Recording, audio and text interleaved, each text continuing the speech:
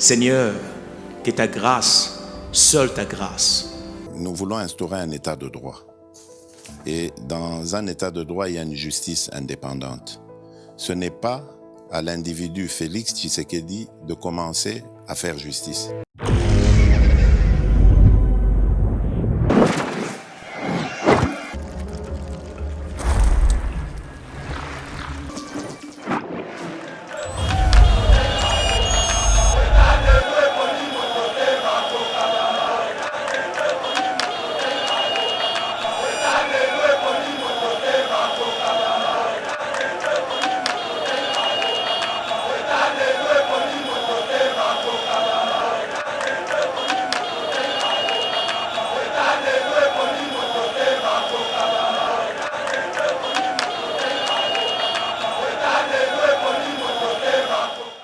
La constitution est claire, le président de la République ne peut pas être décidé par le Parlement.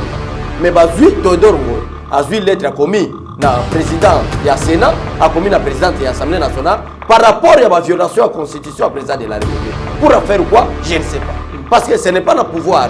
Il y a des présidents de la Chambre qui vont décider le président de la République. Pour côté, sur quel niveau de capacité intellectuelle, tous les politiciens congolais. Du 15 septembre au 15 décembre, 3 mois de session parlementaire, mon frère, tous les gens Kinshasa. Nous sommes sur session de 15 septembre. FCC se prépare, Félix Tshisekedi ne prépare pas. Mais dirige le pays conformément au principe établi par les législateurs. Plan nous sommes FCC va dans un moment, dans la session parlementaire en septembre. Et vous avez un avantage à président de la République pour dissoudre le Parlement. Ça, je vous dis la vérité. Voilà. Alexis Tamboué-Mwamba, ben appelé tout puissant. Est-ce que vous avez vu Alexis Tamboué-Mwamba à Kassi Boissois dans la Braza Kasseli? Tout est président du Sénat. Mais il y a bien un aéroport en Djilité. Il y a dit RTNC. Un président du Sénat congolais. Plan nous sommes FCC va dans un moment, dans la session parlementaire en septembre. Et vous avez un avantage à président de la République pour dissoudre le Parlement. Ça, je vous dis la vérité. Martin Fayulu, comment il m'a vérité des îles? Martin Fayulu, les lois changé vérité des îles et Longo. Et comme il a décidé président de la République, à l'avantage d'Alexis Tamboué-Mwamba. Papa, maman, Ndeko, vous qui vivez à l'étranger avec vos investissements au Congo, vous qui pleurez à chaque fin du mois parce que les locataires n'ont pas payé ou un membre de famille a utilisé l'argent des loyers. Vous qui avez confié la gestion de vos biens aux amis ou aux membres des familles qui ne savent pas combien vous avez souffert pour en avoir. Vous qui à chaque fin du mois recevez des explications au lait des loyers. Même vous qui êtes au Congo mais n'avez pas le temps de gérer vos biens, ne vous tracassez plus. Glicom est là pour pallier à cette situation. Gestion locale des investissements des Congolais d'outre-mer, Glicom en sigle. Nous gérons vos biens comme si vous étiez sur place ou comme si vous le faisiez vous-même. Avec un personnel qualifié et expérimenté, Glicom collecte vos loyers à temps réel, assure l'entretien de vos immeubles, vous accompagne dans l'achat et la construction de maisons en toute transparence. Aussi, pour éviter les conflits au sein de la même famille, confiez la gestion du bien commun à Glicom pour un partage équitable et équilibré à tous les héritiers. Pour plus d'informations, visitez www.glicom.solution ou appelez au plus 243 97 94 12 145. Papa, maman, Ndeko, yomoto famille mikili ya bapaya, to oza awana Congo, yomoto locataire ayokisa pasi poza mosika, kolela esili. Na Glicom, kimia na motema.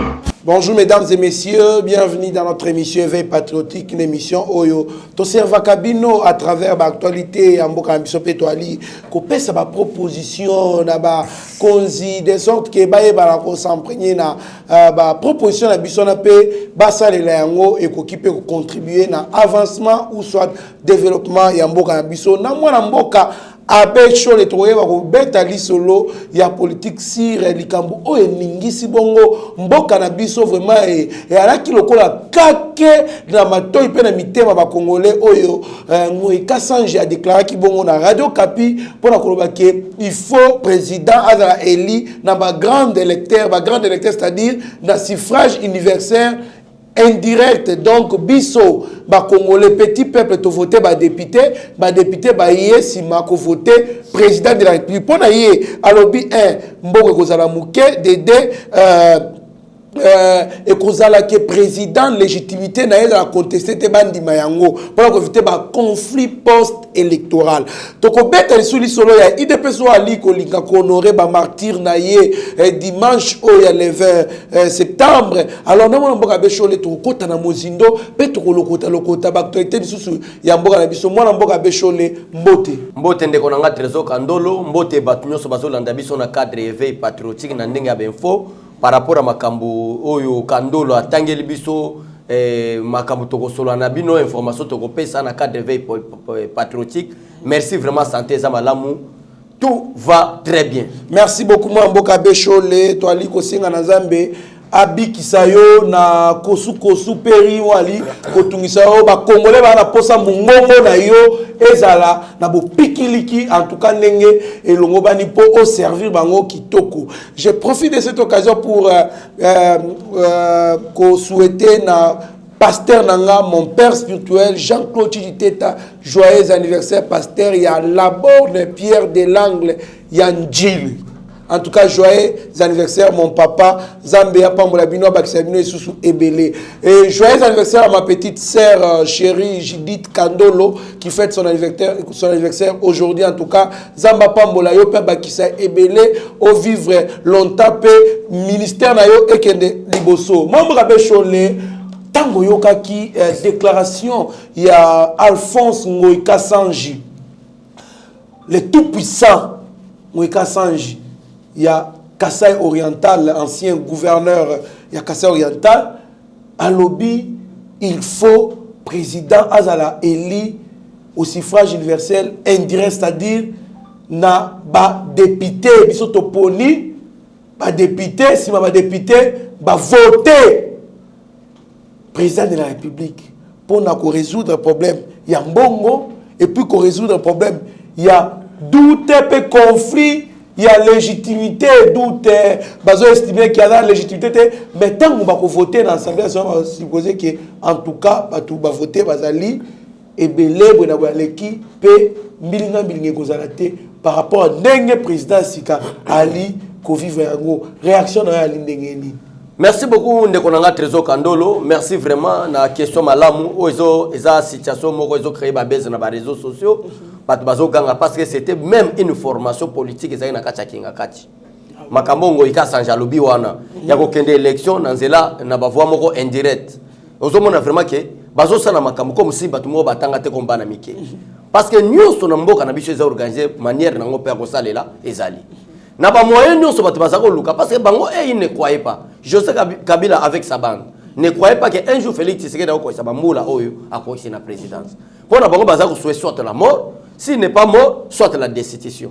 Mais na ba voix nyonso bata FCC bazaki nango. Soit tuer le président de la République ou le destituer constitutionnellement. Je crois que on a déjà ba 20 varé oyo tu ko sena ba Martin Fayulu. Et peuple congolais sengela yebelo komoko. Na yebi question posenga. Question posenga ya Ngoïka Sanji par rapport à kolonga na élection présidentielle directe to comme une élection moko indirecte. Na yebi question. Mais na lina ta sona no banje ni nezalaki. Pour te Ngoïka Sanji a salabo. Aya ko ba déclaration na ke ba longwa na niveau de élection directe ba comme na ba élection indirecte na 2023.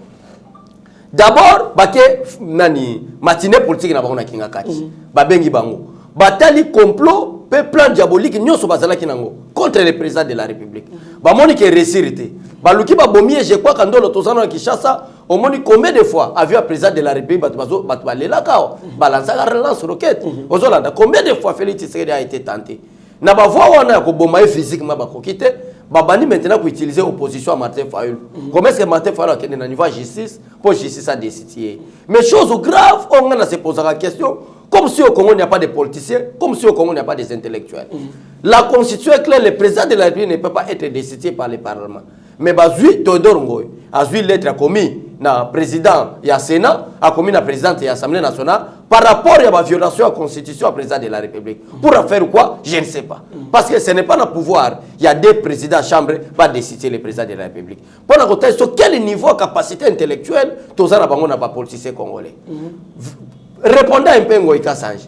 Tant que moni bongo, to luki Félix Tshisekedi na ba moyen nyonso. Destitution ngo to luka ki ko simbate. Mon frère destituer président de la République s'appelle pas de même 6 mots.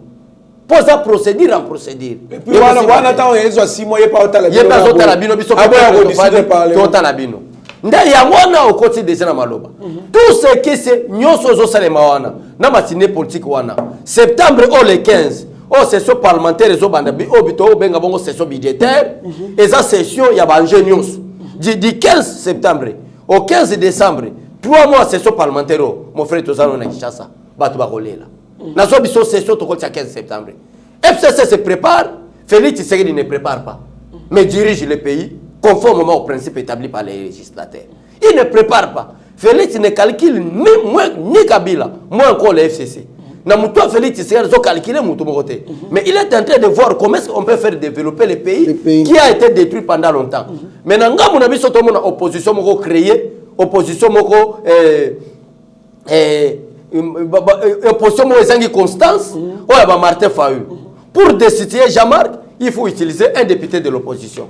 Pour destituer le président de la République, il faut utiliser les leaders de l'opposition, Martin Fayulu. Mais face à Félix Tshisekedi, tous les bande de politiciens qui veut toujours le malheur du peuple congolais. Il y a un peuple congolais que ça ne marchera pas. Mais bien qu'on est clair, la constitution de la République aussi est claire. Le président de la République est élu pour un mandat de 5 ans renouvelable une seule fois au suffrage universel direct. C'est clair. Nous comprenons que Ngoïka Sanji. Oh babengi Ngoïka Sanji na ba professeur Onyos bazana kacha FCC. Nazona na papa na prof André Mbata.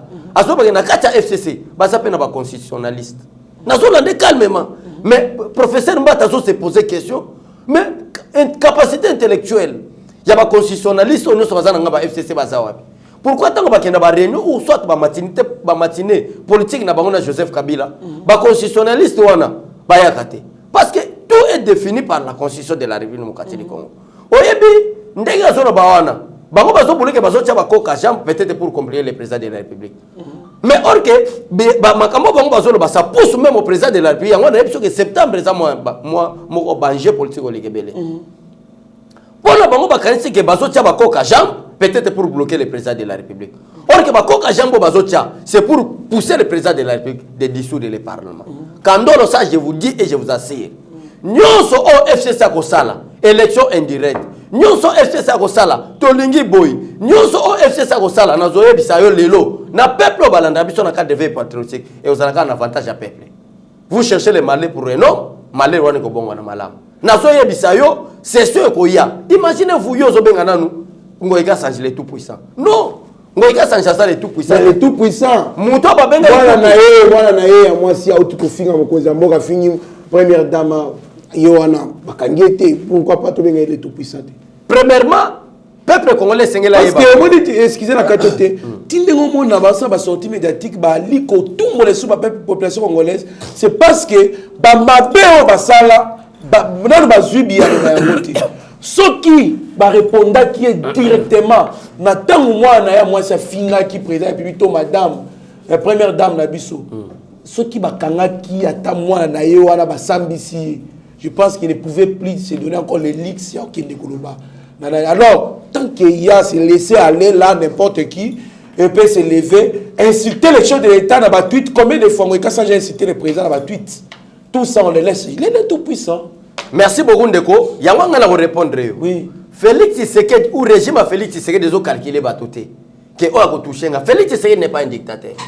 Félix Tshisekedi, d'ailleurs, peut-être au Botswana, le président Félix Tshisekedi. Alors, au nom de la liberté d'expression, ça je vous dis, nous voulons reconstruire notre pays. Ensemble avec le président Félix Tshisekedi et les hommes au droit et intègres. Mais peut-être il faut prendre un trésor. Il faut degré ni inconscience dans le peuple congolais. Parce qu'un peuple qui est conscient ne peut pas être derrière Joseph Kabila. Mais t'as la lélo. Joseph Kabila, la majorité des professeurs d'université, il y a Kinshasa, Joseph Kabila Mayele, comment est-ce qu'on peut faire? Ngoïka Sanjo a sali déclaration. C'est un licencié en droit, c'est un juriste. Meilleur distingué. Meilleur distingué. Donc il est à... Voilà. Na droit, na science po. Voilà. Avoir meilleure distinction. Donc il est à l'écran de la distinction. Meilleur en classe. Voilà, comprenez un peu mon frère, Donc bato nyonso baza na capacité intellectuelle ba professeur d'université bango wana nde baza derrière Kabila pour pas Kabila maye. Mais heureusement on a ba propos par exemple Ngoïka Sanja Sala. Na comprendre est-ce qu'il a pris ou nana tangisa politique nana tangisa makambo basala bongo. Pourquoi? Parce que Ngoïka Sanja yebi malam que ata likolo tout un mabele élection ya voix indirecte au salate. Ayebi malam que asa la déclaration té. Ba député ba koki jamais ko voter le président de la République. Parce que na wuti ko tangelo moko article la constitution, ba lobi bien que le président de la République est élu au suffrage universel direct à un mandat de 5 ans renouvelable une seule fois. Quand on parle de suffrage universel direct, c'est-à-dire les élections qu'on a à peuple. Mais quand on parle d'élections indirect, les élections que vous avez en indépendance, il y a des parlementaires au niveau de l'Assemblée nationale. Vous comprenez? Mais quand on a des choses qui sont là, c'est regrettable. Dans le niveau de inconscience, ou même les professeurs censés, comme enseignants, il y a tout c'est quoi la conscience? Mais dans le degré inconscience, donc ça ne passera pas. Moi, ce qui président commis ko votamé ndenge biso bakina to loba ko votamé l'Assemblée nationale. Au moins le président vous a la responsabilité devant le parlement. On peut les destituer facilement. Voilà. Ba ben c'est boye nande changement à constitution. Et bon ce qui na session parlementaire où ils font le 15 septembre. Ba bandi pe masolo ngo po basala yango. Réaction na yo vous allez ndenge. En tout cas, moi, la population je parle d'abord du peuple congolais. Voilà. Je ne vois pas un parti politique. Parce que c'est maintenant le problème du pays. Parce que on a le pouvoir. Voilà. Il y a qu'au voter président dans ma boko, il y a peuple. Bapé sango, miibi. Nabenga bango bongo, miibi. Réaction na yo. Ndeko, et vous allez un pratiquement impossible. Peine à informer au lelo, na peuple baso landabiso. Que mission na bango. Ezali te po ete baya balongola mode électoral et comme en mode indirect mais bazoya na ba intention soit mbutu esa na ba institution mboka soit kolongola premier ministre ça je vous informe bakoya na ba ambition na bakoluka ba créer loko moko boye pona ko créer soit disant ba crise moko institutionnelle na kati mboka je vous dis la vérité ya wana ebiso ke plan nyonso bata FCC ba osala na moment na session parlementaire en septembre et vous avez un avantage à président de la République pour dissoudre le parlement. Ça je vous dis la vérité. Moi mboka becholi. Mais FCC ce qui olobi ki ba yebi ki ba komi na suka. Mais comment est-ce que ba komi osala makambu na banko? Qui est derrière le FCC? Les diables. C'est les diables. Moi mboka becholi non, revenons d'abord hein, tous ngana nous vraiment nabo mutu vraiment physiquement boy. N'engeza ki non Baza Mandoki, Baza partenaire à Bango, ils ne sont pas la Russie, ils ne sont pas. Qui est derrière les FCC? Donc, merci beaucoup. Parce que normalement, ce n'est dessous de l'Assemblée nationale, dessous Kanabango. Mais comment est-ce que Baza Makaba peut pousser chef de l'État à dissoudre l'Assemblée nationale? C'est là que c'est Nathalie Sonde qu'on a. Voilà. Peut-être que derrière Kabila il y a quelque chose. Kabila n'a rien. Nous avons un exemple qui ont prouvé que Kabila n'a rien. Voilà. Alexis Tambouembo Benga est tout puissant. Est-ce que vous avez vu Alexis Tambouembo Akasi Boato Anzela Braza Kasseli? Tout est présent ici. Mais Bayambi un aéroport en Zilite. Yo l'a dit RTNCT. Bayambi a moi bormo batte moteur à Boato Akasa Boato. Un président du Sénat congolais. Azo alokola mutumo azo kende na mazela bakatimini. Un président Sénat. Au lieu de un aéroport, aya. Mais aïe voyage biteni abali au Kitafri du Sud, Namibie, Congo Brazzaville, azu boîte butu à Kokasa Kenda. Pour ne pas que passer de l'autre côté. Moutana semana bangote. Mais quel est le problème? Kounyo so FCC va préparer qui? Pour ne frapper le président de la République. Ba moni qui va commis déjà aux abois. Vous comprenez de qu'on a trésor. Maintenant du fait que tu commis na souka, qu'est-ce que nous devons faire? Tant qu'il y a une session parlementaire en septembre le 15. Ba plan diabolique na biso bima oyo koyeya soki Félix Tshisekedi ko dissoudre par à dissoudre soki to abako kanga biso bakanga biso to kende kaka peut-être ndo to kena mbutu mbutu ko simba c'est ça le problème c'est vrai nazo yebisa yo ya wana nazo répéter peuple congolais c'est so parlementaire et ça c'est so moko opesi mbwa boy donc ba yé vraiment monique non trop c'est trop et aliro to zo kende makamuna biso nyo sezo sila mandat peso sila pouvoir to zana ngona kacha coalition ezo sila to kende kana session parlementaire to buka oyo ko buka ne bukana nde yango rezo eza lokola yo te ko bundananga obeti mutu makofi mutalembi moya zo ngisa so ezate akomi ko yaka bomanga ngaye yo mona bitumba wana te eza nde bitumba FCC bakomi nango bazwi ba vrai biboto na bilungi ya politique maintenant ba moni ke bakomi na so biboto ezwi bango ya solo maintenant bakomi ko ya fati bomaka parlement nde yango na episode session yo pesa président de la république ko bosana ka telo ko mona ebisa kiyo bombaka image wana na ebisa ndenge bazo yao ça fait vraiment beaucoup de temps le président de la République a sali réunion institutionnelle. Na yebite so de bango. Ouais, na yebi. Réunion on est contre le premier ministre. Réunion on est contre la présidente de l'Assemblée nationale. Réunion on est contre le président du Sénat conduit par le chef de l'État qui est l'institution numéro 1, le garant de la nation. Réunion on fait ça là on l'enterre. Pour te Félix Tshisekedi quoi c'est état d'urgence. Tout le monde a bango bakendaki. État d'urgence c'est quoi si après baye ko ngana. Je te promets, faites attention à la réunion institutionnelle Oya Poto, Mikole Goya. Na promet trop déjà. Félix Tshisekedi Amaye, azana politique na mboka. Moi mboka becholi. Admettons que na rentrée il y a session il y a le 15 septembre. Bakoti na palais du peuple. Question na pena moi. Bakoti ba député bakoti non toyeto changer président ba banda ko voter na awa. Réaction ya peuple kozala ndenge nini parce que on a aucun de plus angle la président de la République. Oui, président de la République a ça à dissoudre l'Assemblée nationale. Ça peut aussi créer une crise. Est-ce qu'on a sûr que ce président Félix Tshisekedi a dissoudre l'Assemblée nationale?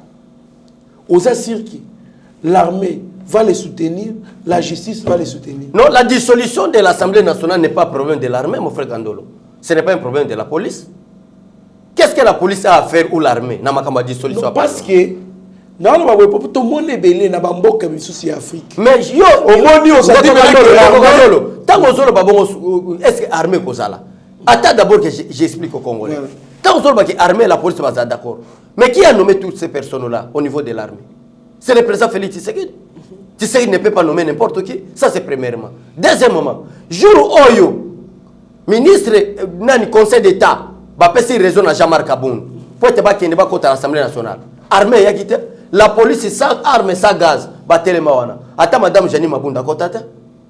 A quitté la mouton alobina kotate. Allez vérifier les informations. La force n'est pas aux individus. La force reste aux lois. Yawana ko yebi sa peuple congolais. Bino batu bobenga biso mingi bolobi mais président du sous du parlement. Président ko tambwisa la République démocratique du Congo ndenge Joseph Kabila tambwisa te. Ce qui Félix Tshisekedi meki ko tambwisa mboka bana ko ba décision sans même ko respecter ba principe ya mboka. Un jour tu regretter pour Félix Tshisekedi mission na ye ezacha fondement makasi na Congo. Ate ya peuple congolais c'est quoi le respect des principes? Po bato no so ba koya ba yeba na balabala ba suba kate. Po bato no so ba ya ba yeba ke mbongo eza mbongo wa l'état ba tsaka na poche na yote. Wana rôle nzamba tinde président Félix Tshisekedi. Po bato ba koya na sima président Félix Tshisekedi. Ba yeba malamu ke dip ya l'état et même rabato na bana na yo na kela c'était. Eza dip ya commandement et sengele za na service à l'état congolais. Wana za musala Félix Tshisekedi ya kosala. Soki Félix Tshisekedi bandi ko violer ne Kabila zala ko violer na batana yi. Est-ce que vous voyez que gratuité enseignement ezali l'un des principes constitutionnels Kabila applique à raté. Félix Tshisekedi a appliqué. Kabila ne voulait pas organiser les élections. Félix Tshisekedi yeyo déjà bidé zobima pour identifier le peuple congolais token de élections. Ndé yango no somona ke par rapport ya bato bataille ya Kabiso. Babenga Kabiso. Babi c'est soit ngoyo fatia dissoudre le parlement. Bozonga na maloba président Félix Tshisekedi yemoko. Aloba ki akozala dictateur te, mutu moko pe akokomisa dictateur te. Akosala makambo nyonso na respect ya principe. Malgré ba guerre politique et bandit, na kati ya ba état major ya ba parti politique. Guerre wana et bandit déjà kozwa en vol ya kokota na kati ya ba institution. Quand on parle de l'IDPS, on parle du cash, on parle du FCC, ça ce ne sont pas les institutions de la République. Et ça guerre, il y a pas parti politique parce que chaque parti politique a son lutte pour l'intérêt naï. Mais tant qu'on va crise wana loin na ba parti politique. Et comme il y a kati ya ba institution, là c'est le pouvoir du chef de l'État. Ce n'est plus le pouvoir, il y a un président de parti politique. Je ne sais pas ce que nous avons expliqué, madame. Très bien. Guerre au bâtiment na lelo. Et ça dit guerre entre le PPRD, na IDPS, Malamuka. N'a rien à voir avec l'article 148 de la Constitution qui parle de la dissolution du Parlement. Mais il y a des préalables pour être comme la dissolution. La Constitution est claire. Il faut qu'il y ait une crise persistante. On ne parle pas d'une crise simple. On ne parle pas, la Constitution ne parle pas d'une crise. Mais on parle bien d'une crise persistante. C'est la raison pour laquelle nous avons na émission crise wane bandi na ba parti politique parce que ba parti politique yango netina ba membre nae na kati ya gouvernement. Suka crise wana eko kende na ba parti politique ba na kati ya gouvernement et comme une crise présidente pour donner au pouvoir na président Félix Tshisekedi conformément à l'article 148 de la Constitution. Na éviter ce qu'on comprend voilà. Nde yango na songi suna maloba nanga. Na bi tout va se déterminer na mois septembre. Du fait que ba député, ba sénateur bazalaka na 3 mois oyo bazalaka nango pour te bakene na vacances parlementaires. Donc du septembre au décembre, il y aura quelque chose qui va se préparer ici à l'avantage du peuple congolais. Ça je vous assure. Moi Abechole, est-ce que vous assure que ceux qui va dissoudre l'Assemblée nationale vraiment moyen à organiser l'élection dans les délais de 60 jours? Avec 800 millions Oyo, c'est une entreprise égale et Olive Lemba pour sa taxe de 2013 à 2020. On peut organiser les élections en moins 1 mois. Ah bon? Je vous dis la vérité.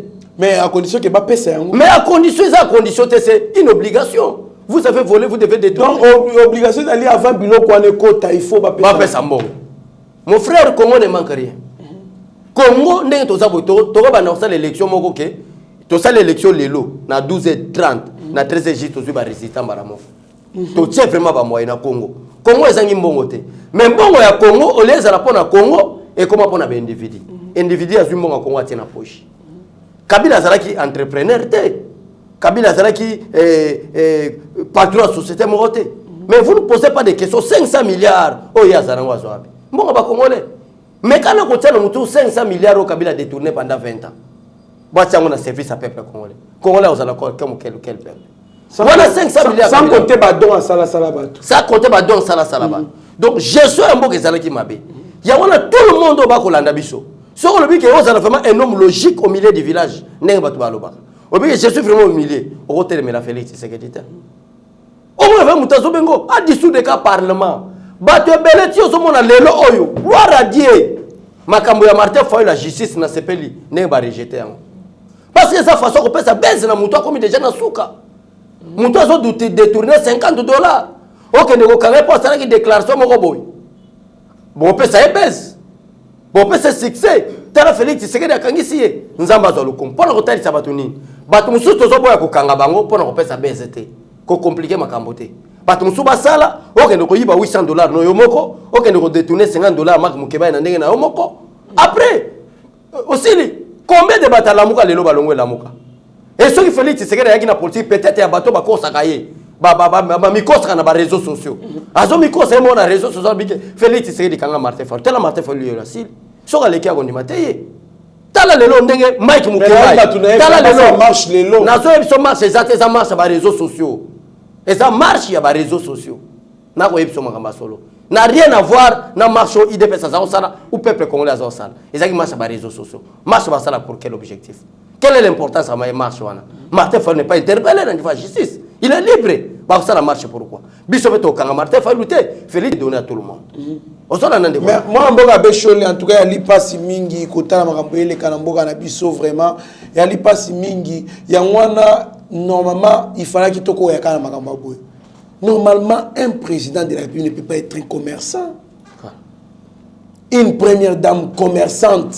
Un général commerçant, beaucoup d'entreprises, il y a beaucoup de parce que il y a un commerçant, ils ont un bénéfice. On se concurrencier dans les commerçants locaux. Parce que concurrent dans entreprise à l'État.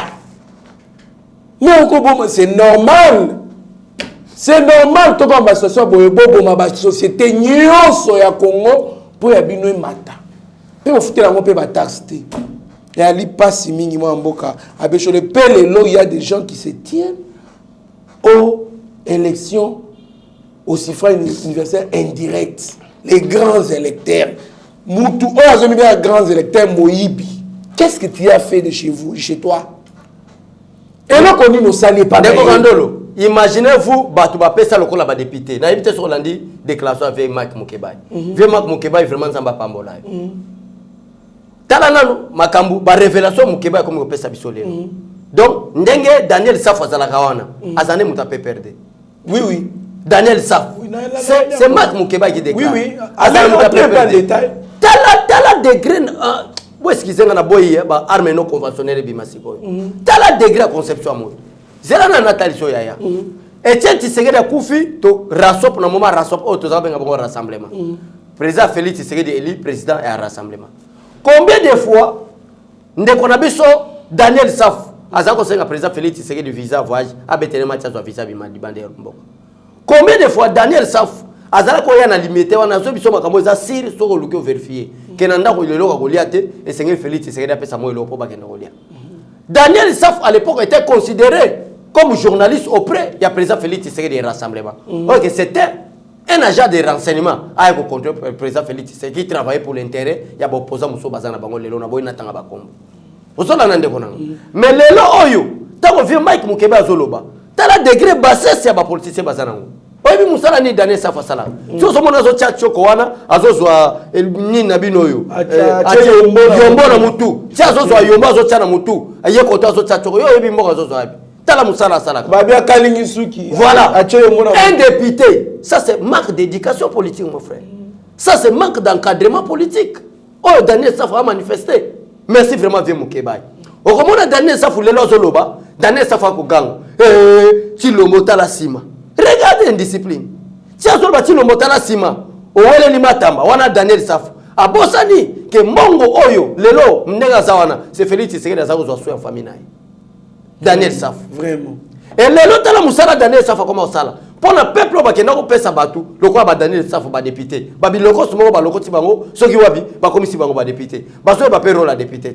So moni madame Jani Mabunda ko kota na biro ke lande, maman ba za ko ton député. Ce n'est pas moi c'est Mike Mukeba qui dévoile. Maman ba komi ko ba kutu. Donc il y a komi ko zwa ba information o ba mana kata ba député, avec maman moyennant moi $1000, $500. Et madame Jani Mabunda pas comme comprendre que c'est un hypocrite, quelqu'un qui travaille, on ne comprend plus. Daniel Safou, à comment on y a comme un bureau faut poser c'est ça fois ça toi ça. Et comment ça n'a sonné? Ce n'est pas moi. La vidéo, il y avait un Mukeba. Je vous dis la vérité. Viens Mukeba. Non, comme il faut pas te tout na. Ce qui Daniel Safou ça a géré. Le quoi la député, mbalamoka la nimba on a bureau. Maman, kuna bazako lo babo. Tala de grâce Safou hypocrite à Safou. A Monique, Mike Mukeba a comprendre malam que tout ça qui m'a à ne pas élire le président Félix Tshisekedi comme candidat commun de l'opposition. À se ressaisir en frappe politique de la Bible. Et ça, enseignement, tu as retenir. Alors, tu comprends que papa Mike Mukeba a changé vraiment à solo. Mais tu as la lelo. Et comme il a job, il y a Daniel Saf. Mukeba a lobby boy. Il demande à tout le monde. Daniel Saf a l'équipe d'émission. C'est quelqu'un qui courtoyer entreprise entreprise va payer $500 l'équipe pour défendre. Bah oui, ça les coquilles ça va député. Il y a des députés nationaux qui na conseil encore tolé ko beta mantolo. Voilà. Et Ali passe mingi et puis il paraît que ceux qui azali na comité wana qu'on a un comité wana la sous-gestion il y a défense. Il y a défense et sécurité Madame Jeannette Kabila. Et Ali pour Madame Jeannette Kabila nem to côté ça qui est donc à côté na cadre parlementaire. Donc ba côté ici donc population congolaise voit que Daniel Safou a gagné député à FCC. Donc c'est que nous devons retenir. Retenir député à FCC soit dans la sous-commission wana ya défense mutazo qui Daniel Safou. Alors on est dans sous-commission a tia ina kacha mutazo Safou. Parce que Safou mona ka loba wana. Donc mona ka oyembela nani honorable Jeannette Kabila jour et anniversaire na Jeannette Kabila ne muta lokota ki Daniel Saf ayeko tiena sous na kati sous commission ya défense et sécurité. Asa donc peuple va voter Daniel Saf et c'est bon fongola miso asa muta FCC. Revenons notre mouton ali passe mingi vraiment comment na batu o bali o konzabiso bo sala commerce té. Donc mon konzamboka actuel azana musala ya koboma ba entreprise na bango na nyonso tout ba entreprise na biso solo basilu. Organan ezonga ba entreprise ya solo ba miba abo ba entreprise na bango nyonso to pour peuple congolais s'y retrouver. Donc et ali passimi moi mboka be chole babi il fallait attendre 24 heures pour que la révélation de ce qu'a été la rencontre à Corneille Nanga na Joseph Kabila week-end na GLM bima ba kutana ki po basola ndepo na makambo ngo ka sanja bimisi mais yango na kasi ndeko nanga nazoyebisa yo nazoyebisa makamba solo ezali na complicité maman na bord zobeta na septembre Donc, rentrée parlementaire, il y a une séparation, il y a une dissolution, il y a une arrestation. Donc, rentrée des enjeux. Des enjeux. Des derniers niveaux. Des derniers enjeux. Kabila a raconté qu'à Corneille Nangata.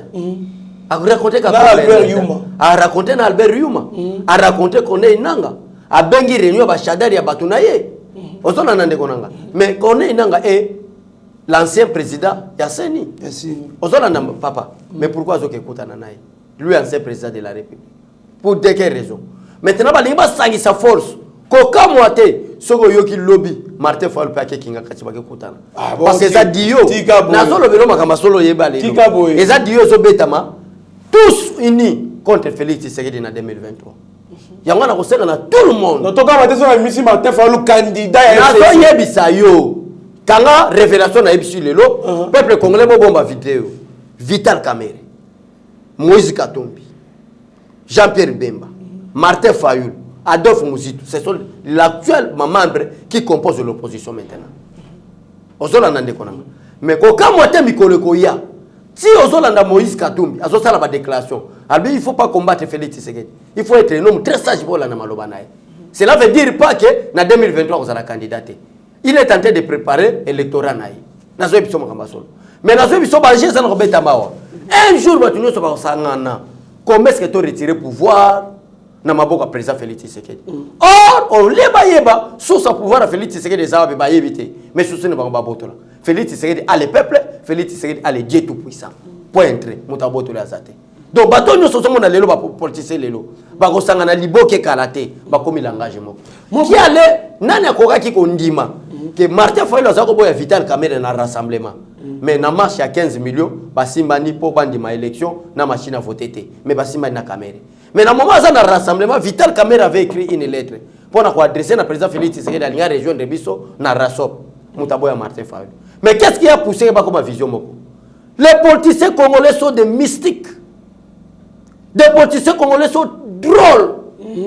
Na puto ko loba makamusu na moya ko sala makamusu. Yango na yebisi peuple congolais tous derrière le président Félix Tshisekedi pour être mboka na biso kende liboso. Pour être bato ba komi eloko moko, ba komi ko sangana. Martin Fayulu a komi muta vérité désir. Martin Fayulu le loi changer vérité désir et longo et comme to décider président de la République à l'avantage d'Alexis Tambwe Mwamba. Bato ba komi ko sangana. Bazo tali sabino pe na misuke, bazo sangana contre le président de la République, il y a un peu le Félix Tshisekedi, Azali Nadie, Azali Pena, peuple congolais. Moi, je suis le peuple congolais. Moi, je suis le Nassir Hollanda qui déclaration, il y a Emmanuel Ramazani Chadari, parce qu'on n'en a pas encore parlé avec vous. Ou alors, qui n'a manié Malobi, il y a l'unique témoin. Il y a accord entre Félix et Kabila. Mais avec tout. C'est coq à jambes où ils allient entre FCC et cash.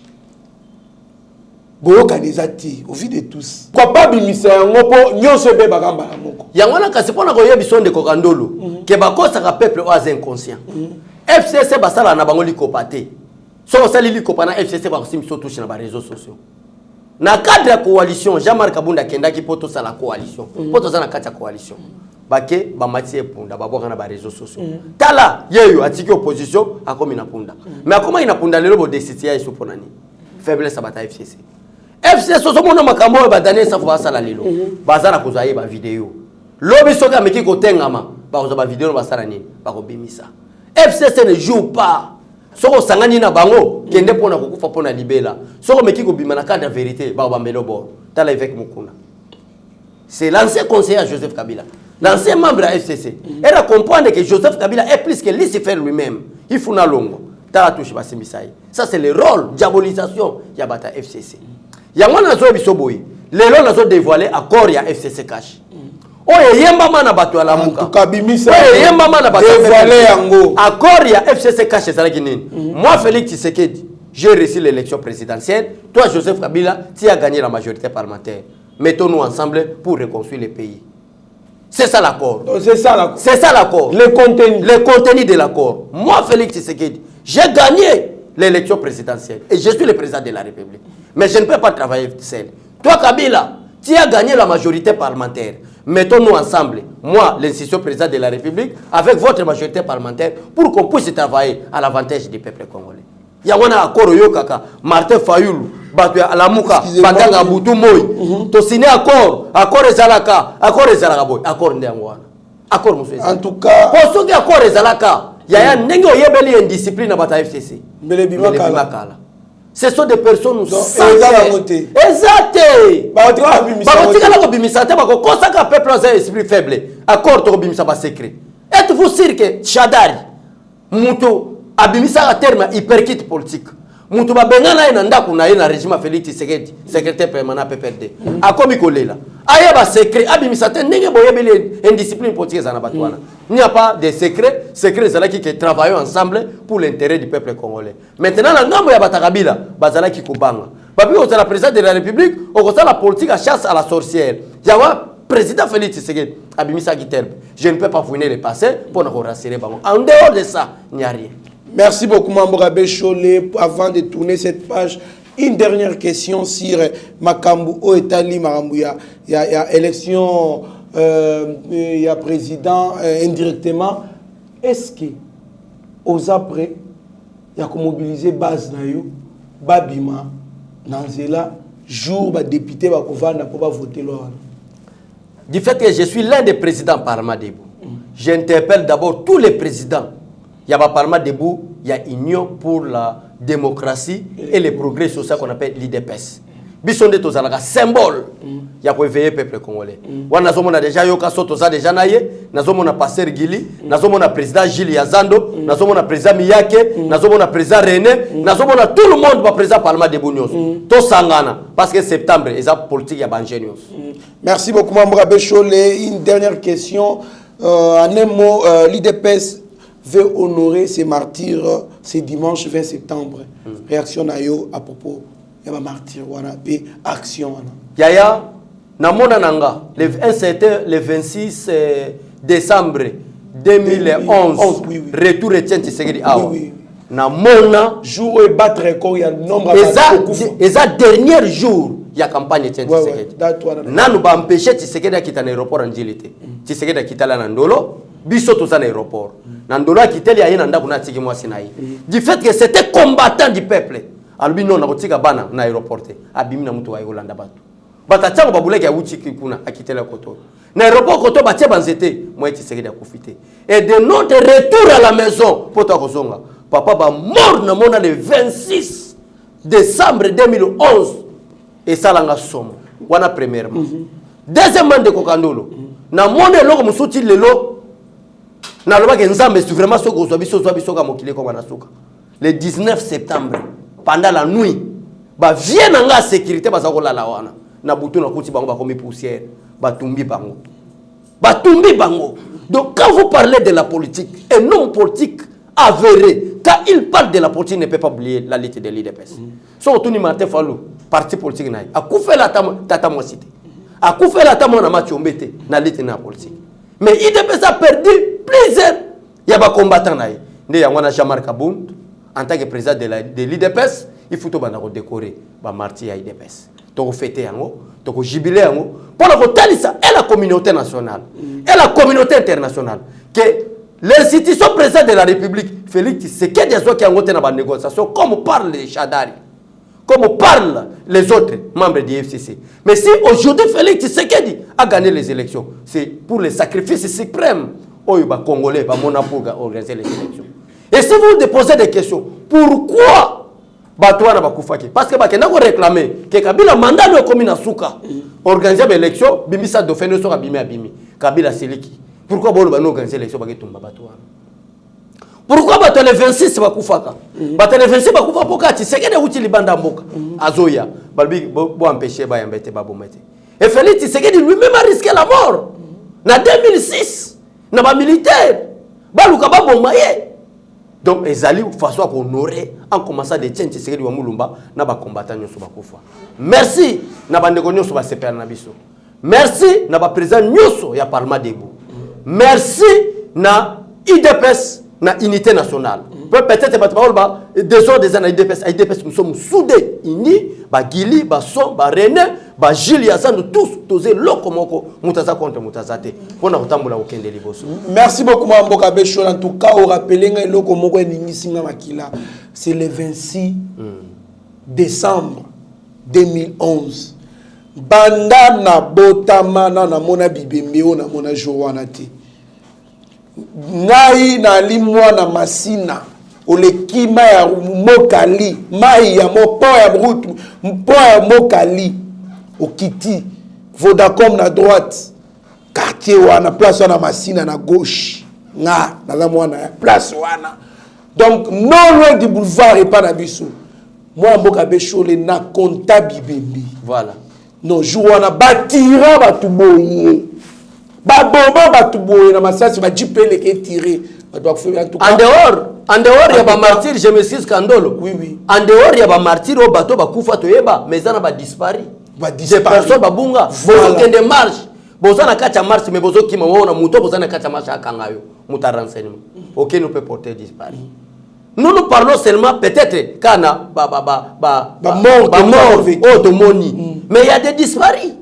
En tout cas, il passe mingi toali ko sepela ne loko wana pour honorer ba oba kufa.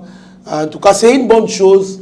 Et puis ko sangisana ba ali na kati IDPST ko honorer bango oba kufiga litwana ezali kaka bien makasi. En tout cas, un coup de chapeau à cette initiative pour le président Aïe Jean-Marc Kabounde. Moi, Mboka Bécho le tokomi na souke mission abiso. Tala caméra ya Mwana Mboka Steve Konde HD le petit génie au PC là malobano ya souka. Merci beaucoup Trésor Kandolo. Merci beaucoup bande konanga nyonso ya Yeba TV. Peuple congolais biso nyonso les 20 parce que les 20 wana ezali date moko historique place oyo ba ko décorer ba martyr pe ba dispari.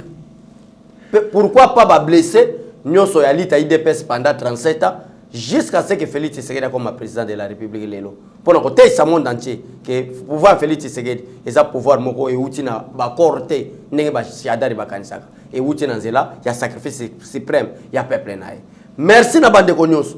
Peuple congolais botelema septembre et ça moi banger nyos. Septembre octobre tout va se déjouer là.